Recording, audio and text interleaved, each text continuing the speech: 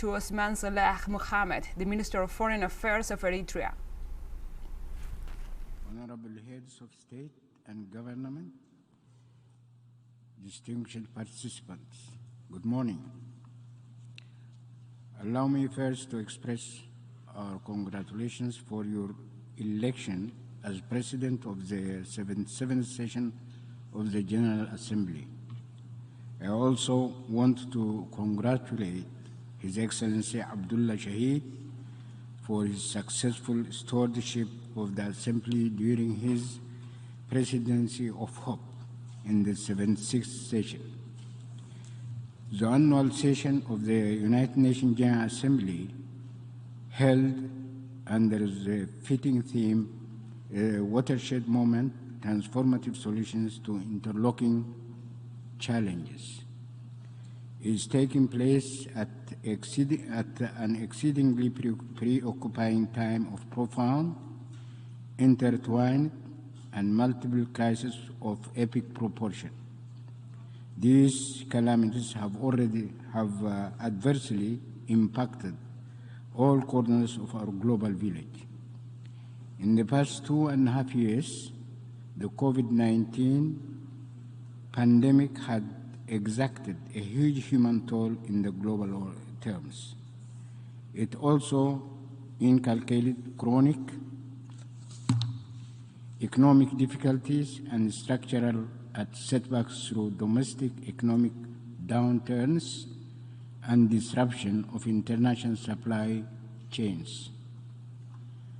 And while this scourge persists, we are confronted these days with equally perilous flow-outs of climate change and global warming, which are exacerbating the already precarious situation.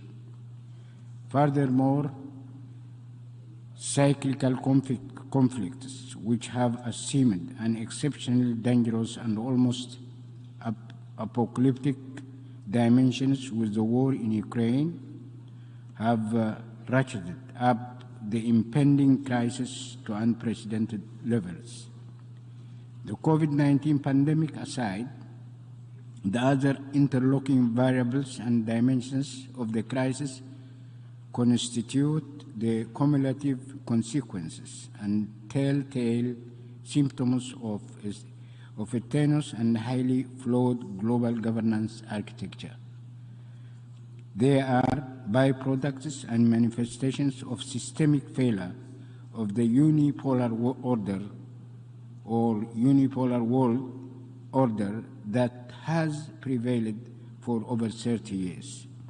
In reality, the much-vaunted rules-based international order represents a skewed set of duplicitous, asymmetric, and non-consensual norms and regulations. The fact is, it was essentially designed to advance and safeguard the privileges of its principal architects, to the exclusion of the majority of other nations and peoples. Its rather monolithic and condescending ideological perspective gives no room and space to historical context, distinct realities and cultures, and above all to independent policy choices of other sovereign peoples and nations. Indeed, all other sovereign peoples and nations are expected to fully adhere and kowtow both in their international relations and domestic policies to the gold standards stipulated in the flimsy rules-based international order. In the final analysis, the costly wars of intervention, especially in Africa and the Middle East, in the past 30 years, heavy-handed meddling in domestic affairs, imposition of illicit and unilateral sanctions, distortion and weaponization of human rights, in brief, all the episodes of international and regional instability emanate from and are direct derivatives of the faulty global governance architecture.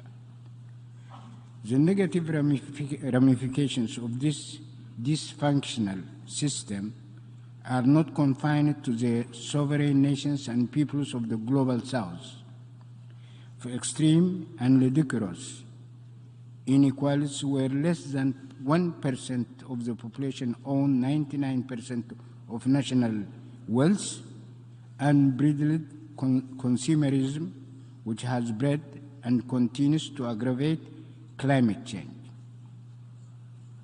atomization of societies that have literally decimated social compassion and community care by fostering exclusive and unnatural individualism are dangerous trends that will ultimately undermine the social fabric and stability in individual countries and our global village at large. Distinguished participants, my rather extensive perspectives on the flaws of the global governance structure do not stem solely from general and abstract desire of my government to seek timely and urgent remedies as underlined in the theme of this General Assembly. Eritrea has indeed borne the brunt of this unfair international order through illicit sanctions, the use of surrogate forces to create a situation of permanent conflict and instability, as well as the weaponization of human rights to isolate and ostracize the young nation.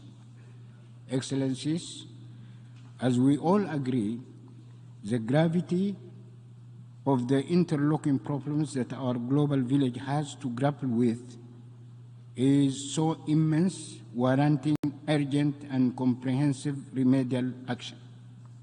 We are really living on borrowed time.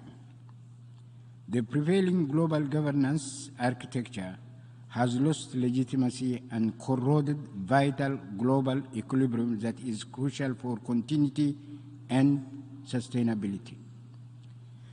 In the event, it behoves us to rise up to the occasion to summon the requisite political goodwill in order to roll back and rectify the dangerous trend. We must recognize the resources, the technological know-how at the disposal of humanity are more than what is required if we set our minds for an inclusive and compassionate world order. In this respect, and in our modest view, one, our global village and the United Nations system must devise a new international order that is anchored on consensus with the full and equal participation of its constituencies. Two, the sacrosanct principles of the equality of all member states and the respect of the sovereignty and political independence of nations and peoples must be upheld. Three, equitable representation of all member states in all decision-making international bodies must be guaranteed through viable and sustainable modalities and mechanisms. Four, selective and partial parameters that impede collective well-being and the fostering of a compassionate social system will require thorough review. I thank you. I thank the Minister for Foreign Affairs of Eritrea. We were watching live statements of Osman Saleh Mohammed, Minister of Foreign Affairs of Eritrea.